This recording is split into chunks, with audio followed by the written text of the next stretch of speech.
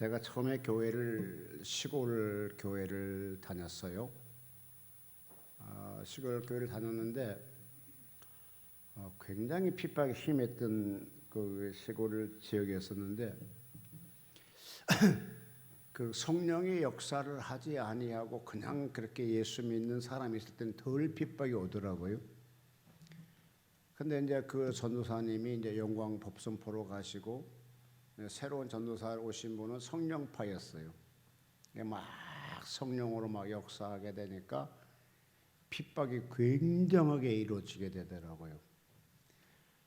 그러니까 베드로전서에 말씀한 것처럼 우는 마귀들이 삼킬 자를 두루 다니며라고 말씀한 것처럼 막 이제 성령의 역사가 나타나니까 막 한 번도 핍박 안 했던 청년들이 막 들고 일어나가지고 교회를 굉장하게 쉽게 해서 핍박을 하게 되더라고요. 그럴수록 핍박이 오면 올수록 또 청년들은 더 교회 매일 저녁에 모여서 기도를 했어요.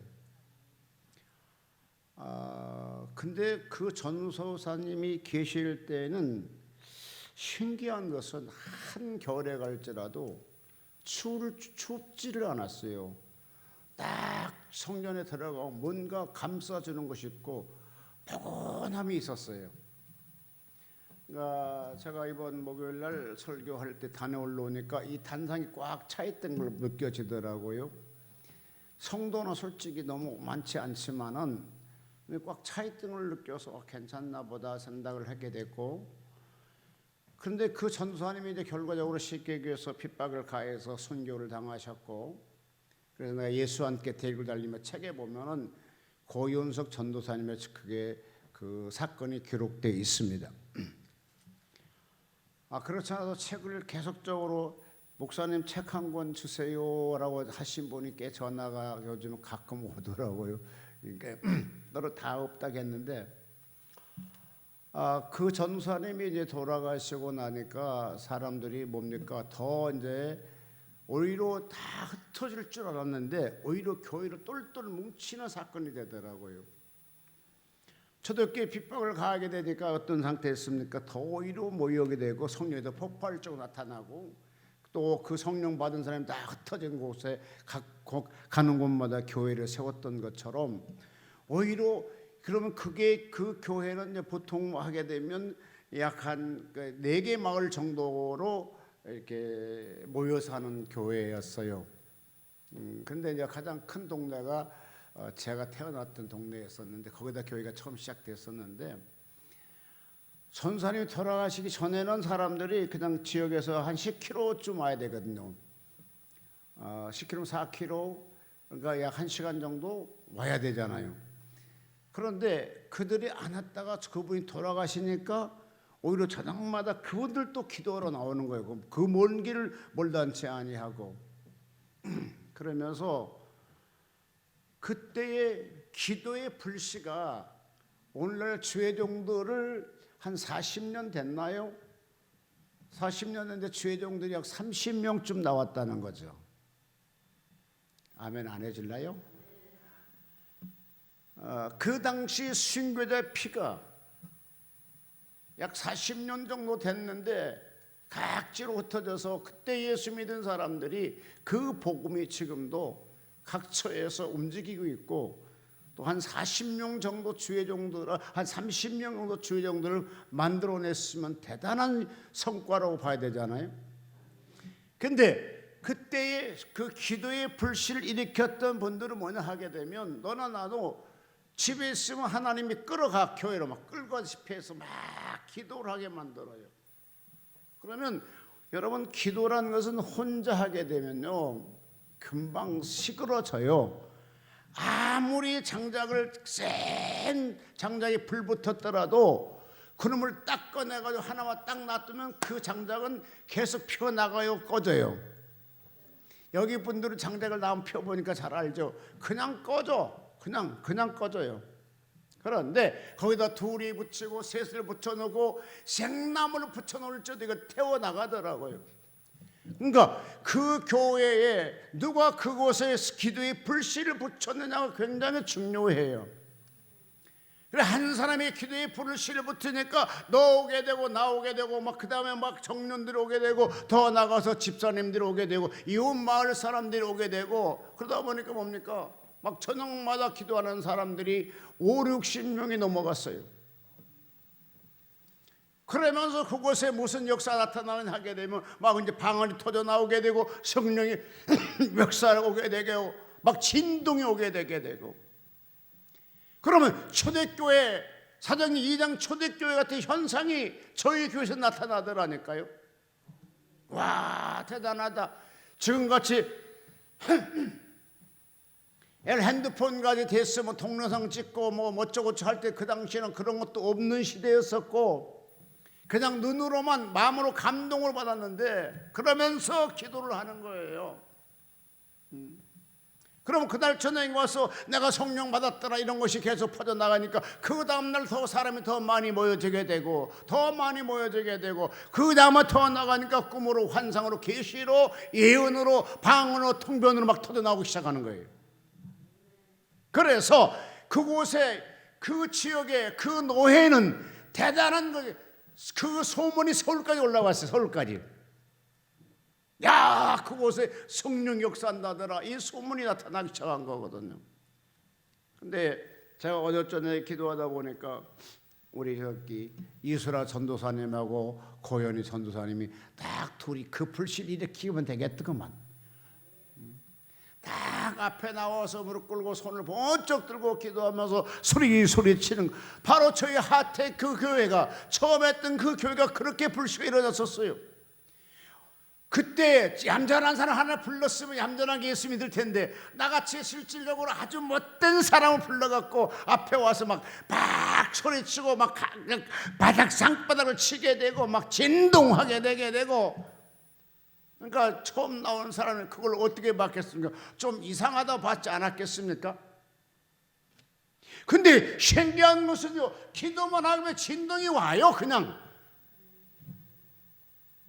내가 진동하는 것도 여러분 내가 진동하면요 한 30분 진동하면 헥헥거리지 않겠습니까? 근데 전혀 피곤하지 않냐고요. 그냥 진동이 와요. 그냥 이렇게 진동하면 그냥 아니고 진짜로 뛰었다니까. 이게 그 왜 그런지 모르겠지만 지금도 나에게 하나님 역사하는 것을 성령이 강하게 임재하게 되면 지금도 진동이 옵니다. 강하지 않으면 안 오는데도 강력하게 역사하게 되면 제가 기도글 속에서 혼자 하나님께 반절에 기도하다 보니 성령의 강타가 오게 되거든요. 근데 나에게 처음에 강타가 오게 되면 뭐를 오니까 먼저 진동부터 오게 되거든요. 그러면 우리 이 기도원은 여러분 기도원이라는 건 뭡니까? 달래 기도원은 다른 사람하고 다른 것이고 일반 교회하고 다른 것이 이게 특수한 장소잖아요. 특수한 하나님의 기관이잖아요. 그러면 뭡니까? 막 기도가 막 부러져. 그 다음에 저희 교회 전사님이요 그 기도 우리 교회 오기 전에 그게 이제 용무산께서 계셨던 분인데 기도원 신학생이었거든요. 그들은 제가 그 한참 순교당하고 한참 돼갖고 제가 그걸 일부러 찾아갔잖아요. 성지순례처럼 갔더니요 그 큰 산 이것보다 지금 뒤에 산보다 훨씬 더 크고 더 높습니다. 이것보다는 실제로 한 3배, 4배 정도 높고 더 커요. 그 산을 전체 내가 뒤졌잖아요. 행여나 우리 전사님께서 기도했던 장소가 있을까 했더니요 아니가 다를까 정말로 제일 위에 조금 밑에 보니까요 이게 낭떠러지고 그런데 그게 보니까요 세면바닥으로 세면 이렇게 해갖고 딱 무릎 꿇고 기도할 장소가 돼 있더라고. 그러면서 그곳에 이름이 고윤석 이름이 적혀 있더라고요. 그러니까 그분은 매일 저녁에 그곳에 가서 기도했다는 거예요. 그래서 이곳에 이 베델 금식 기도원이 좋은 것도 있지만 나쁜 것이 하나 있어요. 왜? 밤에 산기도 할 수 있는 장소가 아니거든요. 제가 이번에 꿈을 꿨어요. 원장님도 계시고 나도 있고 사람들이 좀 많이 있어요. 근데 막 물이 막 이렇게 막 수돗물이 막 흘러 맑은 물 수도에 흐르는데 막 모든 거 청소를 하고 있어요. 그래 나도 근데 위에 이렇게 있는데 우리 지금 현재 2층과 3층 그런 정도가 아니고 이 캡이 어마어마하게 커요. 그래서 제 차를 갖다가 그 지금 마찬가지 에쿠스를 딱 걸어놓는데 그 차는 그냥 이렇게 한 것이 그 위에다 카페트가 다 있더라고. 그래서 내가 그 위에다 차를 올려놨는데 이제 카페트 이거를 내가 세척 뭐 이게 뭐랍니까 세탁해야 되는데 나는 이거를 끌고 올라가서 그 3층에서 그러니까 위에서 하려고 했는데 아니야. 그 밑에 어마어마한 호수가 있고 거기서 막 물이 흘러. 그러니까 그냥 이렇게 하면 파이프로 하면 되겠구나 하다가 꿈을 깼어요. 그러면서 내가 깨어나고 생각하기는 아버지 꿈대로 하게 되면 이보다 훨씬 큰 데로 이사 가겠군요. 그런데 원장님이 그렇게 하겠어요? 저 딱 막힌 분이 하나님 한 번 해줬으니까 끝까지 그렇게 가는 거지 뭐. 예? 아모스요? 실질적으로 이곳에 기도는 여러분 알고 있지만 이거 장소가 그렇게 좋은 장소는 아니에요. 왜냐? 우리가 산에 올라가서 막 기도할 수 있는 곳이 필요하거든요. 근데 여기 산에 가서 기도 동네에서 금방 난리치잖아요. 그 다음에 또 물이 막 팡팡 흘러야 돼. 근데 여기도 그것도 좋고 어쨌든 간에 그런데 하나님께서 어떤 뜻이 있어서 하나님이 그 보내시고 십자가를 세우시고 성전을 세우시고 금식자를 보내시고 일하고 있으니까 그것 또한 하나님의 뜻이겠잖아. 난 그게 불평하지는 않아. 근데 만약에 예를 들어서 이렇게 큰데 주면서 이사 가십시다면 원장님 갈까? 안 갈 것 같아요.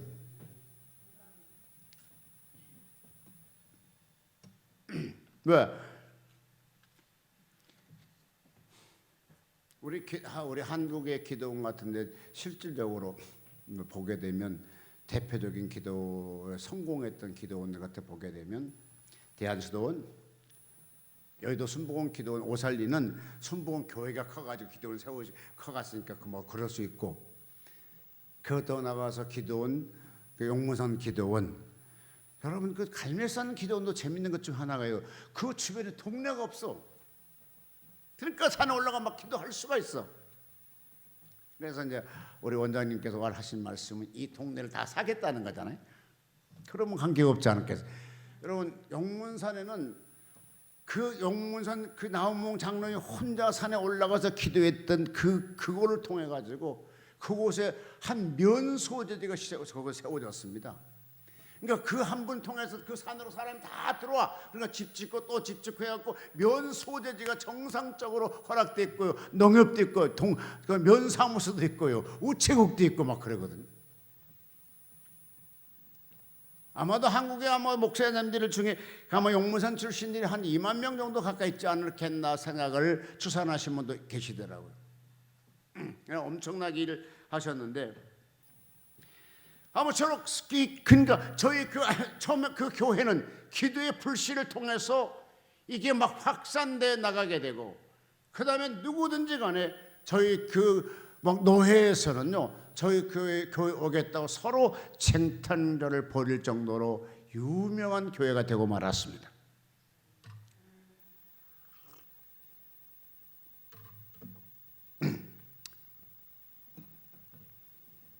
어제 저녁 같이 불붙은 기도를 통해서 이것이 계속 확산돼서 그 기도원은 저녁 기도는 참 뜨거운 교회야, 기도원이야. 이것이 확산돼 나갔으면 좋겠습니다. 그리고 밖에 나가 일하시는 분들도 좀 피곤한 거 알겠지만 저녁 기도회를, 그러니까 저녁 기도회는 좀 특별하게 해요. 진짜로 설교는 간단하게 하고 그 다음에 막 강력하게 기도, 찬양 인도하고 기도하고 막 그렇게 할 수 있는, 그러니까 말 그대로 밤 기도회. 뭐 설교와 마찬가지로 누가 들어서 수시로 들었잖아요. 그러니까 설교는 간단히 하고 그냥 막 찬양하고 막 뜨겁게 찬양하고 그다음에 막 계속 기도하는 거라. 그러면 이 기도의 확산이 불이 퍼져나가게 되게 되면요 실질적으로 걷잡을 수 없도록 하나님 역사할 수가 있습니다. 오늘 본문의 말씀 보니까 하나님께서 모세를 통해서 역사하신 것을 보게 되죠. 하나님께 뭐라 했습니까? 3절에 보니까 모세가 하나님 앞에 올라가니 여호와께서 산에서 그를 불러 가라사대 너는 이와 같이 야곱 족속에 이르고 이스라엘 자손을 구하라. 실질적으로 이 당시에 모세는 나름대로 세상적으로 보게 되면 힘든 상태지만은 늘 그러니까 영적으로 공급을 받았기 때문에 그 원망했다는 것은 실제 나오지 않습니다. 한 번 하나님께 나온 걸 뭐랍니까? 내가 이들을 내가 낳습니까? 이렇게 하나님께 불평한 것을 보게 되죠. 그런데 하나님께서 지금 모세에게 나타나셨습니다. 하시면서 모세가 하나님 앞에 올라가니 여호와께서 산에 그 불로 가라사대 너는 이같이 야곱 족속에 이르고 이스라엘 자손에게 고하라. 나의 애굽 사람에게 어떻게 행하였음과 내가 어떻게 독수리 날개를 너희를 업고 내게로 인도하였음을 너희가 보았느니라. 하나님도 지금 모세에게 공치사고 있는 겁니다. 내가 너희들을 어떻게 도와줬는가 알지 않느냐? 너희들이 이스라엘 백성들이 애굽 땅에 있을 때 내가 독수리를 시켜가지고 얻고 나왔느니라.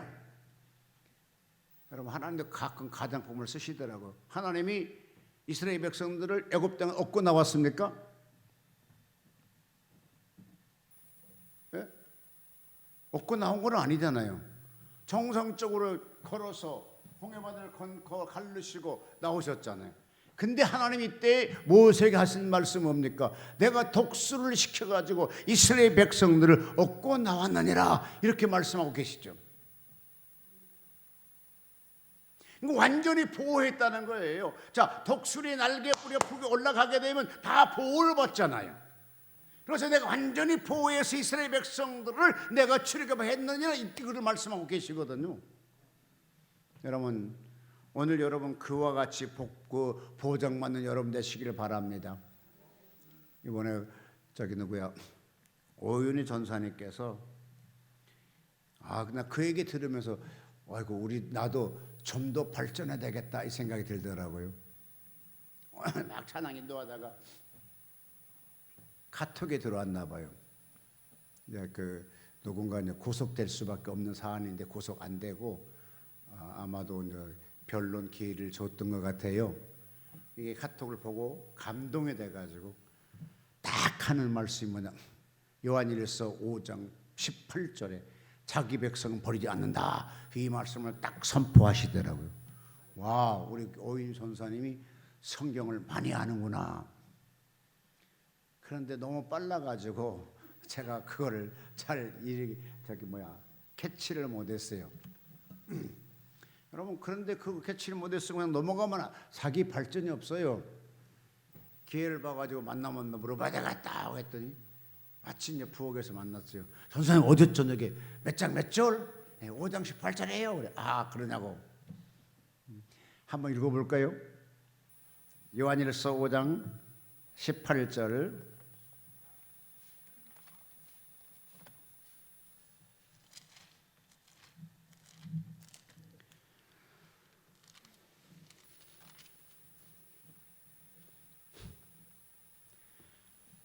자, 읽어볼까요? 하나님께로서 난 자마다 범죄치 아니하는 줄을 우리가 아노라. 하나님께로서 나신 자가 저를 지키시며 악한 자가 저를 만지지 못하리라. 한번 띄워주시겠습니까? 요한일서 5장 18절.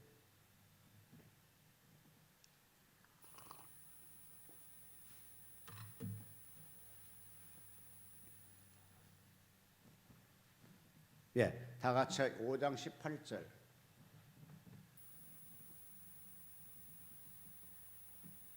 읽어볼까요? 자, 하나님께로부터 난 자는 다 범죄하지 아니하는 줄을 우리가 아노라. 하나님께로부터 나신 자가 그를 지키시며 악한 자가 그를 만지지 못하느니라. 자, 이걸 한번 해석해 볼까요?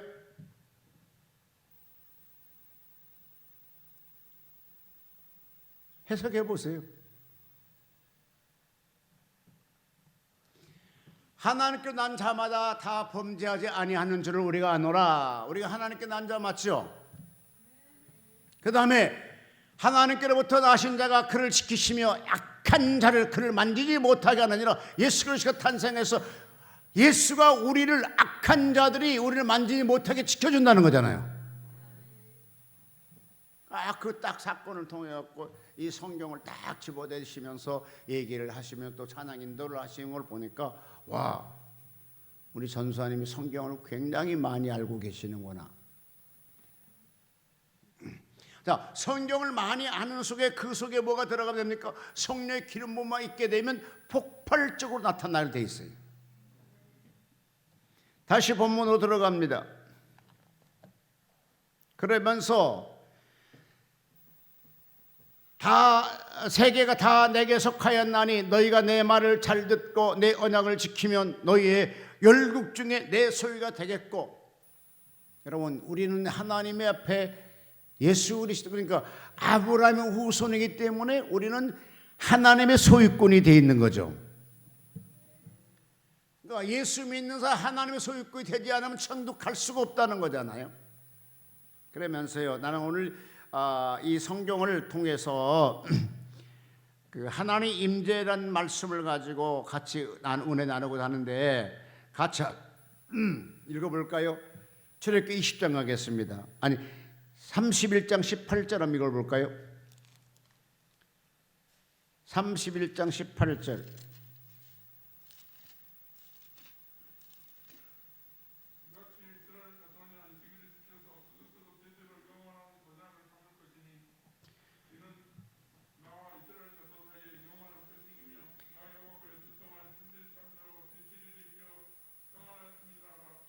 예, 38절. 자, 같이 한번 읽어볼까요? 31장 18절. 여호와께서 시내산 위에서 모세에게 이르시기를 마치신 때에 증거판 둘을 모세에게 주시니 이는 돌판이요 하나님이 친히 쓰신 것이었더라. 근데요, 다시 20장으로 갈까요?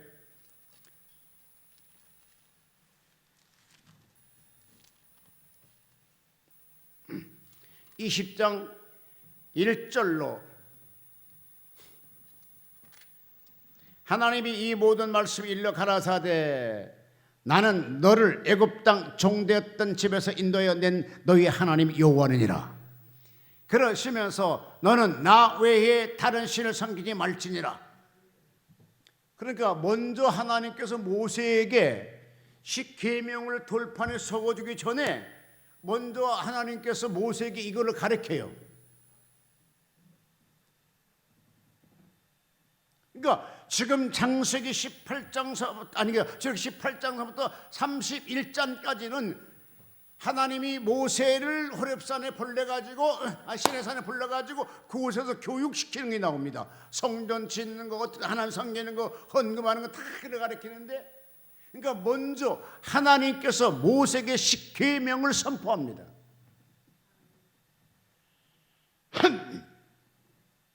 그러시면서 24장 18절을 읽어볼까요?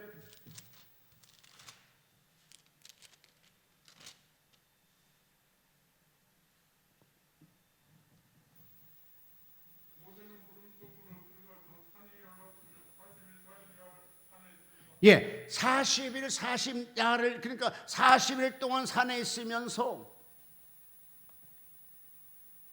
18장서부터 올라가기 시작했고 24장까지 거시면서 계속적으로 그 성경을 한번 넘겨볼까? 시내산은 계시라게 되고 안식을 어떻게 하고 그다음에 가나안 땅 정복하면 어떻게 할고 절기를 어떻게 할 것인고 그다음에 어떻게 하나님을 잘 섬기는 방법에 대해서 계속 얘기합니다. 또 하나님의 교회 재산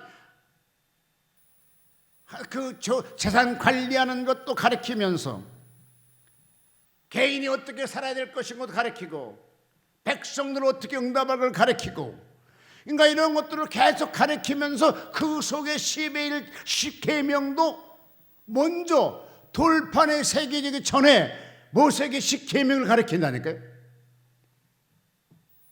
그러고 선포한 다음에 24장에 가서 18절에 계명을, 돌판에 새긴 계명을 모세에게 주는 거죠.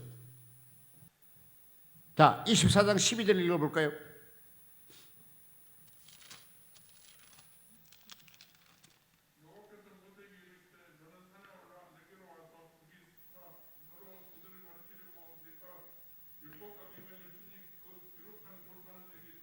네, 시내산으로 올라오라.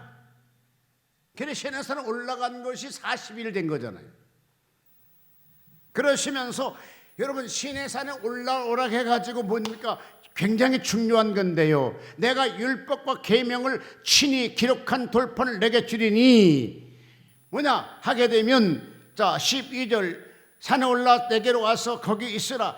너로 그들을 가르치려고, 이스라엘 백성을 가르치라고 내가 율법과 계명을 너에게 주겠느냐, 이것이거든요. 그러니까 하나님께로부터, 그러니까 모세를 하나님이 산에 보내신 것은 이스라엘 백성을 어떻게 이끌어 가는 걸 가르치기 위해서 그 하나님이 콜링하거든요.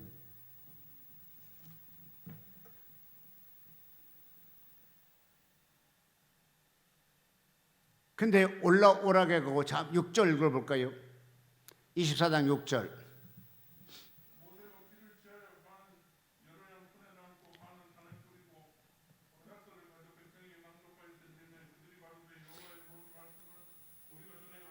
예, 24장 16절.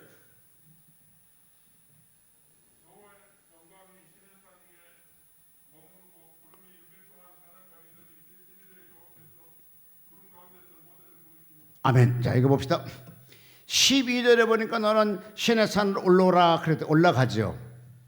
그런데 13절, 14장, 15절까지 아무런 말씀이 없어요. 15절 읽어볼까요? 모세가 산에 오르매 구름이 산을 가리우매. 자, 여기 봅시다. 모세가 시내산에 올라갔어요. 올라갈 때 똑같은 산이었어요. 올라간 이후에 하나님이 그 시내산 자체를 구름으로 가려버리잖아요. 그러니까 잘 들어요. 이스라엘 백성들이, 그러니까 하나님 막 직접적으로 계시하고, 그 다음에 모세가 그냥 그 하나님 말씀에 시내산 올라라, 하나님과 같이 직접 이렇게 대화를 하게 되고, 시내산 올라가니까 그 산을 전체를 구름으로 가려버리잖아요. 그러면 진짜 하나님 막 역사하는 걸 지금 친히 지금 보고 있는 거잖아요. 그러니까 우리 예수 하나님 믿는 사람 바로 이런 신앙이 돼야 돼요. 직접적으로 하나님 막 역사하는 것이 나타나야 되고 보여줘야 되고, 그것이거든요. 그러면서 하나님이 구름을 산을 싹 가려놓고 16절 보니까 여호와의 영광 시내산 위에 머물고 구름이 6일 동안 산에 가려져 제7일 여호와께 구름 가운데 모세를 부르시니라 라고 말씀이 기록되어 나옵니다. 야, 정말 이런 정도로 하나님께 직접적으로 막 터치할 수 있는 그런 주의 종이 된다면 얼마나 감사하겠어요. 나는 이 설교 준비하면서 하나님, 나도 좀 이렇게 한번 해줘 봐요.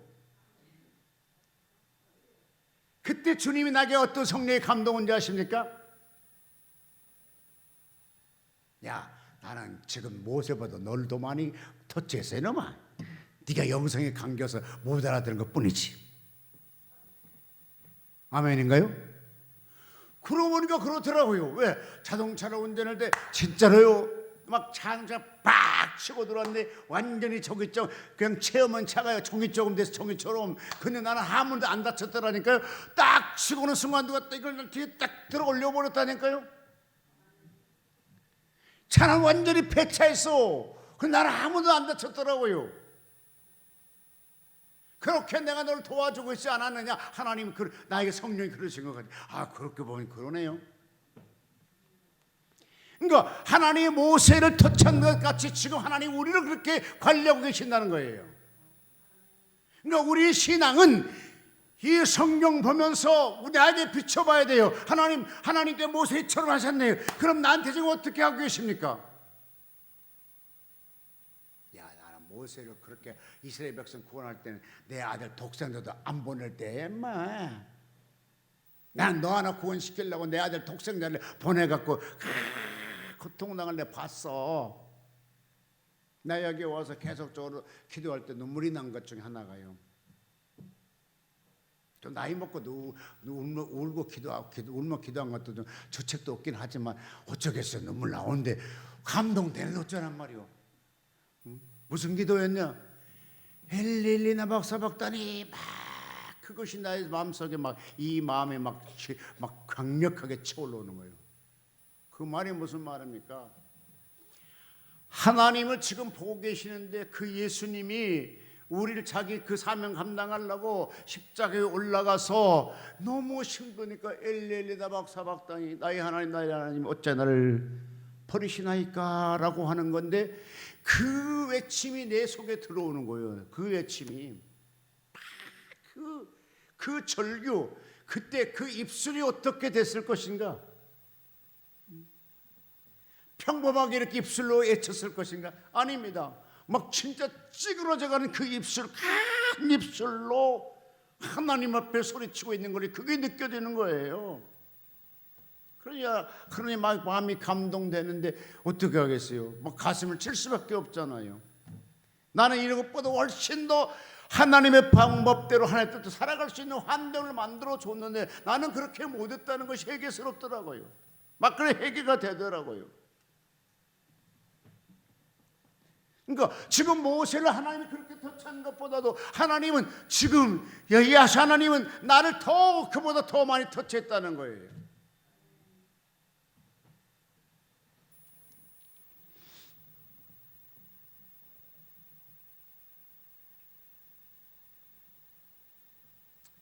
여기서 축복받을 방법 하나 우리가 배우고 넘어갑시다. 25장 같이 읽어볼까요? 25장 1절 출애굽기 25장 1절로 2절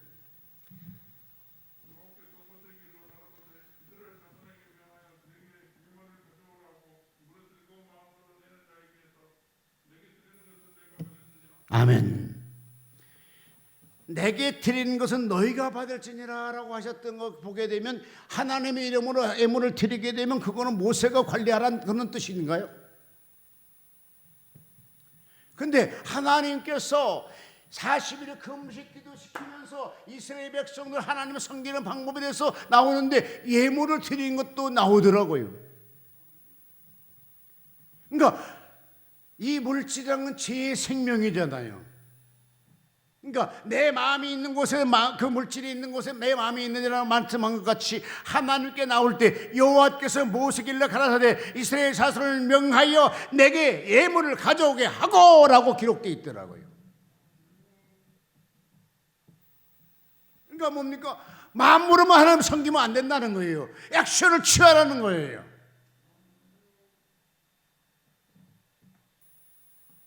제가 목회하면서요 뼈저리게 느꼈던 것이 하나가 두 사람이 딱 있어요.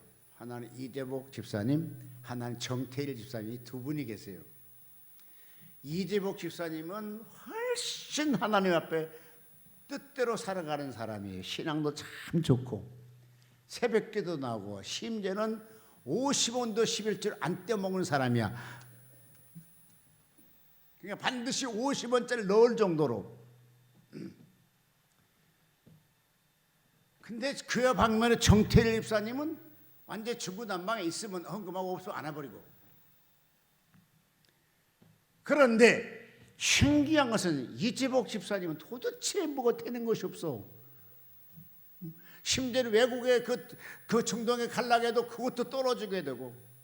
그래서 하나님께 기도를 했어요. 하나님 저놈의 집사가 왜 안 됩니까? 좀 도와주십시오. 신앙이 좋지 않습니까? 50원까지 11주 또박또박 하는 분 아닙니까? 주일 성수 다 하지요. 새벽기도 매일 나오죠. 그것도 부부랑 같이 나오는데 왜 축복이 안 되냐고 막 기도를 했어요. 그러니까 하나님께서 환상을 딱 넣어주는데 보자기 이렇게 있죠. 보자기인데 원래 보통 보자기는 이렇게 하면 매듭이 우러 있잖아요. 이게 거꾸로 돼 있어요. 이렇게 돼 있고. 저게 도대체 뭐냐고. 아버지 그게 뭡니까? 도대체 아니 나같이 무식하고 멍청한 놈한테 좀 알게 좀 가르쳐 줘봐요. 그러니까 또 감동 오는 것이 목회자고 걸러 있느니라. 그래, 알았다고 불렀어. 집사님, 그 교회에서 이 교회 나올 때 그냥 나와서 싸우고 나왔어. 한바타고 나왔죠. 그래, 잘났다. 그러면 지금 가가지고 그때 왜 모르겠어요. 좀 더 비싼 거 소고기를 사갖고 가라면 되는데 그것도 오늘 뭐 내게 느끼는 것이, 야, 참외 한 박스 사갖고 가서 그 목사님한테 사과하고 그 목사님 축복기도 받고 나오라. 아이 하나님 그래 당신 축복한다 하잖아. 그럴 때 진짜로 참외 한 박스를 샀어. 그래서 그 목사 박경일 목사님이 있었어. 갔어. 무릎 꿇고, 목사님 죄송합니다. 내가 목사님 마음 아프게 하고 내 마음을 교회를 떠났습니다. 용서하시고 축복기도 해주시라요. 그러니까 그 목사님 또 받고 축복기도 해주셨어. 그냥 오라고. 나한테도 축복기도 받을 거야 아니라고. 그냥 와서 그러지 마라. 뭐 좀 가져와. 밖에 호떡 있잖아. 그 호떡 사갖고 가. 그 밖에 호떡을 벌레벌떡 사갖고 왔어. 두 부부다 무릎 꿇어. 그래갖고 무릎 꿇고 그걸 호떡을 먹고 나 축복기도를 했어요. 열리를 쥐어라. 아멘 하셔. 열리면 좋잖아. 그 다음에 모든 것이 맡았던 것이 예수는 풀릴지어다. 하나님이여, 이것이 이렇게 이것이 다 풀려지게 하시옵소서 라고 기도했는데요, 눈물 흘리면서 아멘하고 축복기도를 받고 가셨어요. 보름 있다 또 면접이 있었어요. 오라고 축복기도 했어요. 축복기도 받고 갔는데 합격했겠어요? 불합격했겠어요? 글쎄, 합격했으니까 간증하지 합격 안 해서 간증하겠어? 합격했다니까요. 이쪽에 정태일 집사님은 아주 쉽게 날라리 신앙이야. 그런데도 놀라운 것은요, 하나님 앞에 솔직해요. 엘러서 50원 아예 안 해. 5,000원짜리 한꺼번에 넣지. 50원 어떻게 하냐면 하나님 책제하게 하려면 5,000원 하지. 이런 신앙이야. 근데 하나님은 그분에게 축복을 하셔. 여러분, 신앙이란 것은요, 하나님 앞에요 맘만 갖고 오면 안 돼. 하나님 애물 내놓으라겠잖아. 내놔야 된다니까요. 맛있는 거 혼자 먹지 말고 나눠 먹어. 옛날에 우리나라 대한민국 이렇게 복받은 줄 알아요? 다 어려울 때 자기가 먹으려고 나왔더니 그렇게 자기 신랑도 주고 아들 주려고 아꼈던 계란 하나를 품에 끌어안고 쫓아와 어디에 주의 종을 찾아가서 그걸 드시면서 목사님 축복기도 해주세요. 그 축복기도 받고 간 그런 신앙이었어. 그러다 보니까 뭡니까? 하나님이 그 기도를 땅에 떨어지지 않고 응답받게 하시고 자손 대대 축복받게 만들어서 그래서 대한민국이 이와 같이 세계 경제 대국이 된 거 아니겠어요? 언제부터 우리 여러분, 우리 옛날 우리 선조들 목사들을 보게 되면요, 심지어 먹을 것이 없었고 술 찌꺼기 있잖아. 막걸리 이렇게 해갖고 비우는 그 찌꺼기 버리잖아. 이걸 갖다가 전사님이 끌어다가 자기 애들 셋에 줘. 그걸 먹고 아침에 학교 가는데 왜 그러니?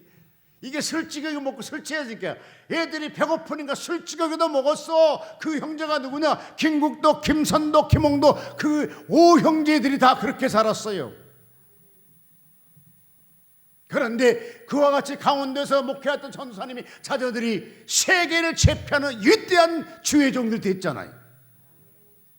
그들이 전 못할 살았습니까? 아닙니다. 없어서 먹을 거 없어서 양조장에서 그 막걸리 걸어내고 그 버렸던 찌꺼기를 갖다 애들에게 주고 아침에 가면 지들이 훌렁 힘들은데 하면서 학교로 갔어.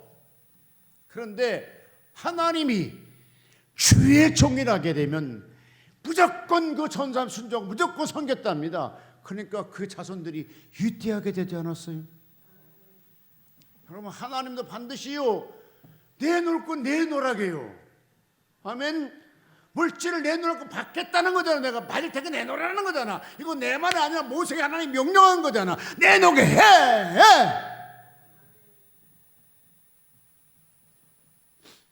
내가 이걸 진실인지 아닌지 난 모르겠지만 혹시 잘못됐으면 하나님 용서하시고 잘 됐으면 그냥 아멘으로 넘어가시고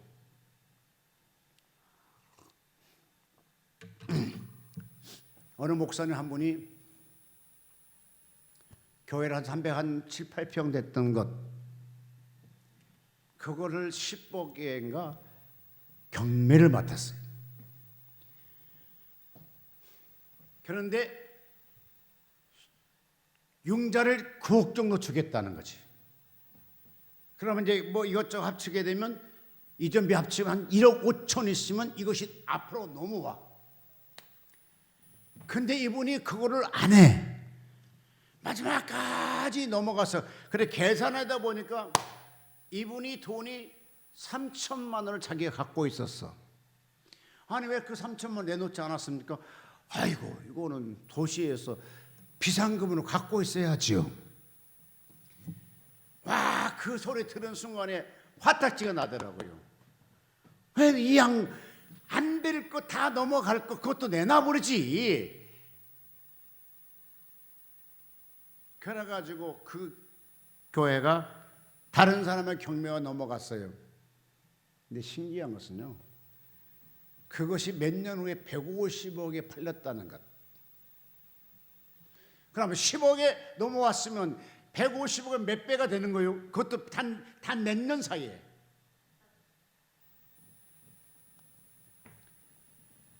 하나님은 그렇게 축복해 주려는데도 마지막에 그 3천을 자기 생명같이 붙잡고 있기 때문에 아마도 안 해줬지 않았을까? 난 그 생각 들어가더라고요.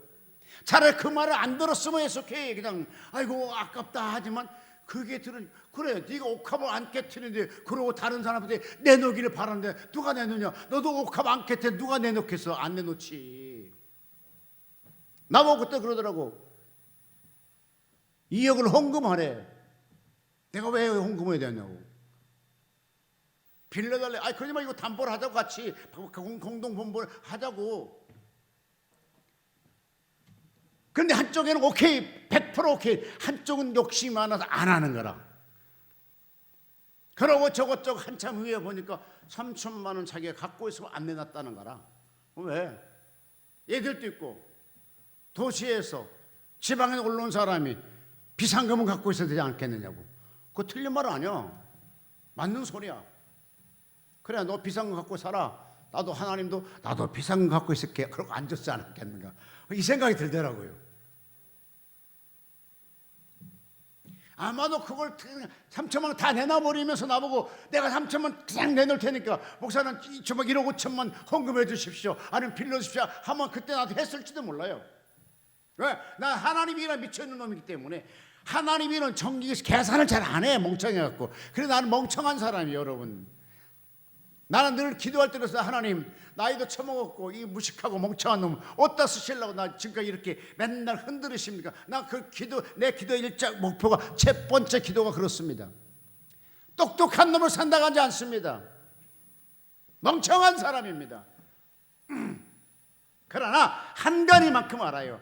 하나님 앞에 내놓을 때에 내놓으라 할 때는 받을 사람이 받을만 하니까 내놓으라 할 거잖아요.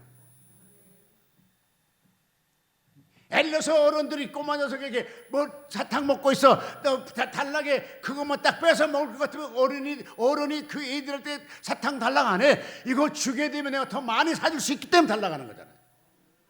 지금 하나님이 그런 거거든. 내놓으라는 거나. 왜? 내가 값어치를 채워주겠다는 거잖아. 근데 내 자신을 안 털어놔. 여러분 털어놓는 여러분 내시길 바랍니다. 성경 한번 읽어볼까요? 창세기 31장으로 넘어갑시다. 이제.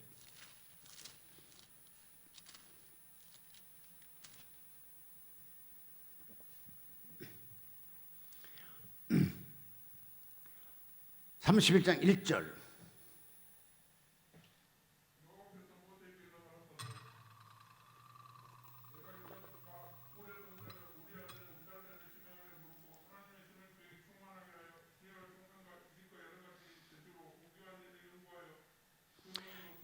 여호와께서 모세에게 일러 가라사대 내가 유다 지파 호르의 손자요 우리 아들인 불셀레에 지명하여 부른 하나님이 신이 그에게 충만하게 하여 지혜와 총명과 지식과 여러 가지 제조로 공교한 일을 연구하여 금과 은과 노수로 만들게 하며 보석을 깎아 물리며 나무를 새기며 여러 가지 일을 하게 하고, 쭉쭉 보시게 되면 같이 읽어요. 이 12절,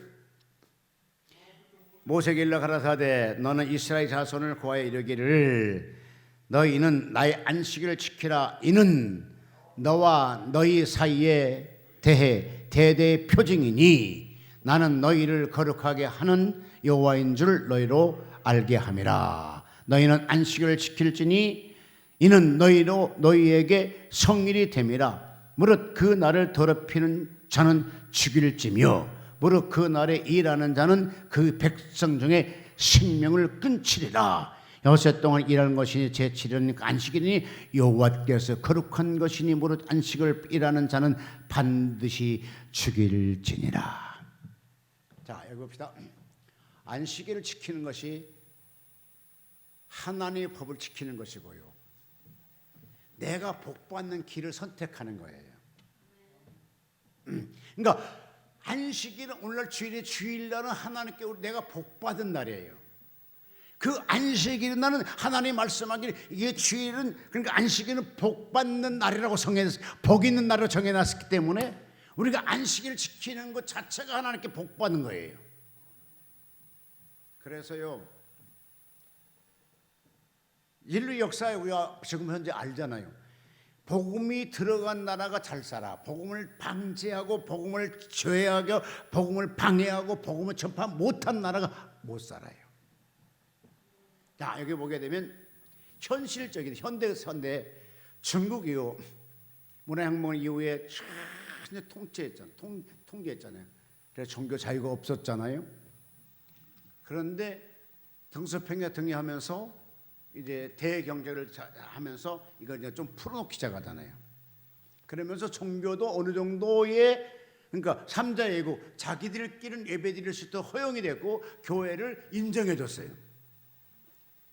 근데요, 놀라운 것은 초창기 90년도 2000년도에 그때 막 하나님 막 성령의 바람이 불었어요. 수많은 선교사에 들어갔어요. 우주성적 교회가 막 세워졌어요. 그러면서 중국 경제가 말 못하게 성장하더라고요.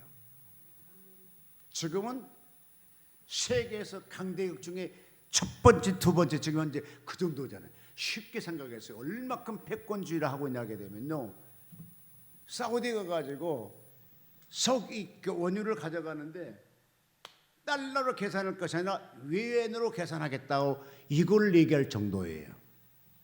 그러면 중국이 이상이 얼마큼 크냐 이거죠. 엄청납니다. 현재 미국보다 중국이 달러 더 많이 갖고 있어요. 그러니까 지금 미국에서는 그래서 이제 할 수 없었냐 중국을 견제하기 시작하잖아요. 그 왜 견제하기 시작합니까? 잘못 패권이 뺏기면 어떤 일이 생기지 않습니까?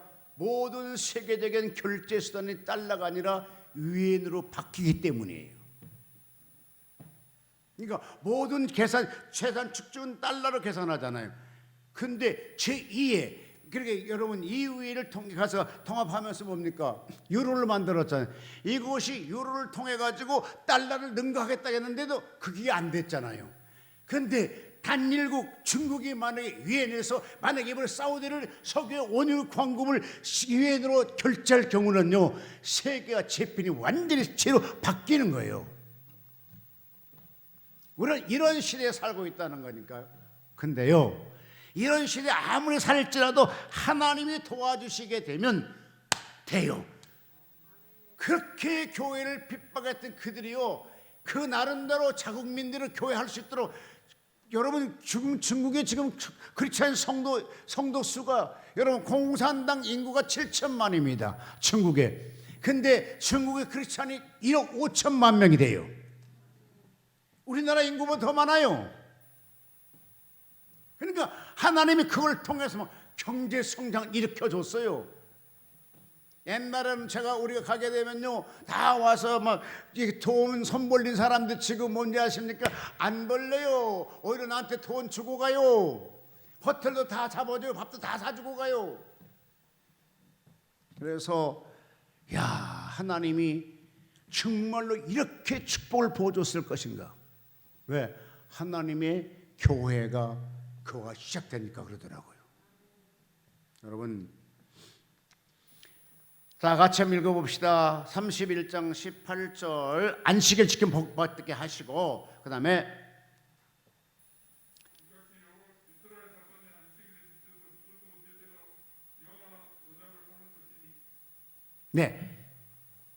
여호와께 시내산에서 모세에게 이르시기를 마치신 때에 증거판 둘을 모세에게 주시니 이는 돌판이요 하나님이 친히 쓰신 것이었더라. 자, 하나님이 쓰신 이미 십계명을 가르쳤어요. 근데 십계명을 가르쳤는데 이거를 이제 백성들에게 선포하려니까 뭐가 되게 되겠습니까? 말로만 배워갖고는 안 되잖아요.